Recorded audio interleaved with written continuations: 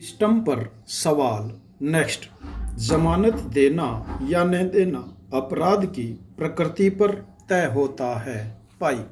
कुख्यात अपराधी इस तरह से जेलों से बाहर आने लगे तो वे फिर अपराध नहीं करेंगे, इसकी गारंटी कौन देगा? प्रश्नवाचक। पैरा। उत्तर प्रदेश के एनकाउंटर के मामले में सुनवाई के दौरान माननीय उच्चतम न्यायालय में प्रधान न्यायाधीश S.A. बोबड़े की तल्ख टिप्पणी को समूचे देश के संदर्भ में देखा जाना चाहिए। पाई। बोबड़े ने इस बात पर हैरानी जताई कि इतने केस होने के बावजूद विकास को जमानत मिल गई, यह समूचे सिस्टम की विफलता है। पाई। शीर्ष कोर्ट ने जब यह कहा कि जिस व्यक्ति को जेल की सलाखों के पीछे होना चाहिए उसे जमानत मिली, तो यह संकेत एक तरह से देश भर में कानून के उस राज की ओर भी है जिसमें संगीन अपराध करने वाले खुले घूमते दिखते हैं। पाई। विकास तो महज वानगी है। जिन अपराधियों को जेल में रहना था वे प्रक्रियागत खामियों का फायदा उठाते हुए न केवल जमानत या पेरोल ले आते हैं बल्कि अपना खौफ दुगुना करने में कामयाब हो जाते हैं। पाई। विकास के मामले में भी ऐसा ही हो रहा था। पाई।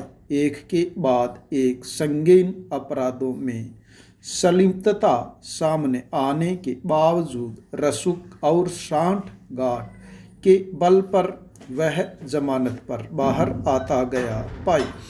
खुद उत्तर प्रदेश सरकार ने स्वीकार किया है कि विकास पर 65 केस दर्ज थे और वह पैरोल पर बाहर था। पाई।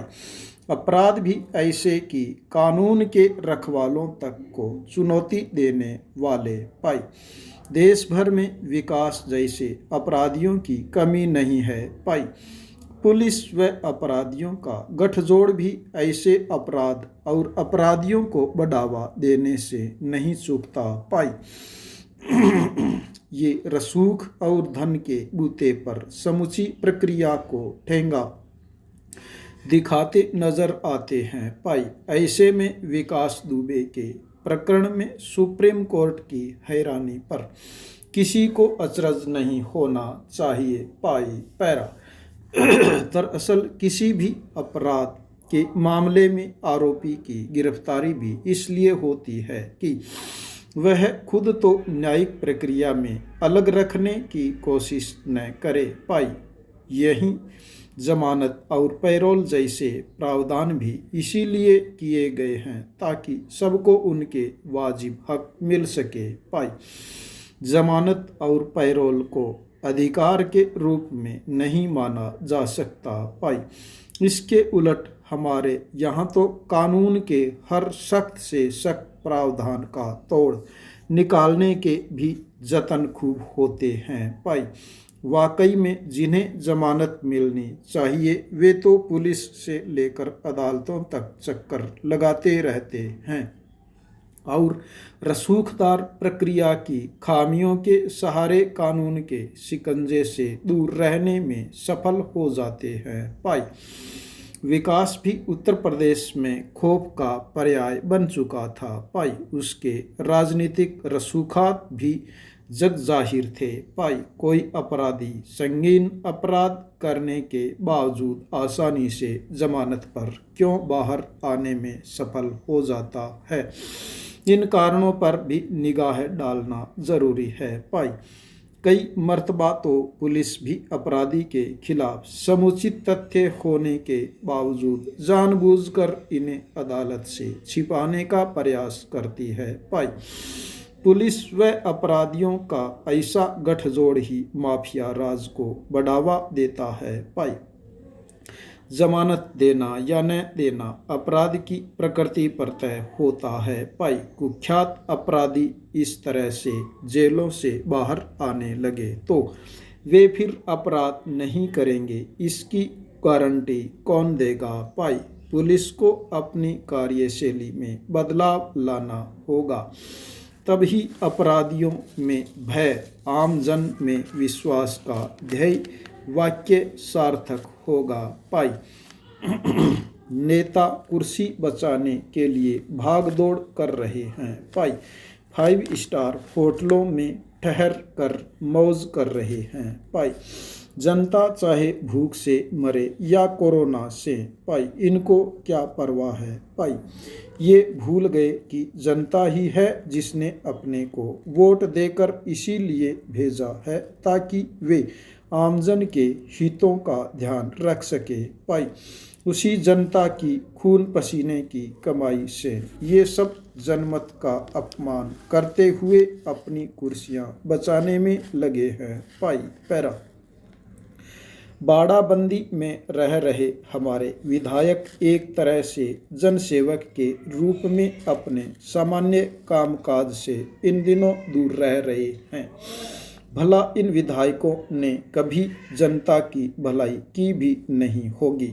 इनका काम अक्सर से होता है भ्रष्टाचार करके पैसा कमाना, किसी गरीब कर्मचारी अधिकारी को वहां से स्थानांतरण कर बाहर भेज देना, किसी के गलत मुकदमा दर्ज करवा देना, किसी को सरेआम जनता के सामने डांट फटकार कर देना। ये हमारे इन एमएलए एमपी की मानसिकता में समावेश हो चुका है भाई। पैरा सरकार के कर्मचारी इस तरह से ड्यूटी पर नहीं आकर अपना विरोध करते हैं। जब काम नहीं तो वेतन नहीं का सिद्धांत लागू कर दिया जाता है भाई। सवाल यह है कि आखिर इन विधायकों को वेतन किस बात पर दिया जाए भाई। एक तरफ कोरोना संक्रमण का खतरा बढ़ता जा रहा है भाई, दूसरी ओर राजनेता अपनी कुर्सी बचाने में लगे हैं भाई।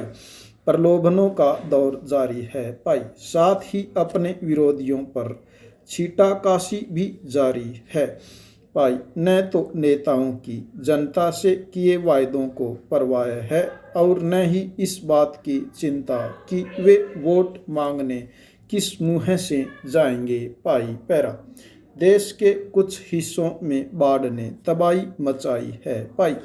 प्राकृतिक आपदा यूँ तो कह रही है, लेकिन तबाही कम करने के इंतज़ाम तो किए ही जा सकते हैं भाई।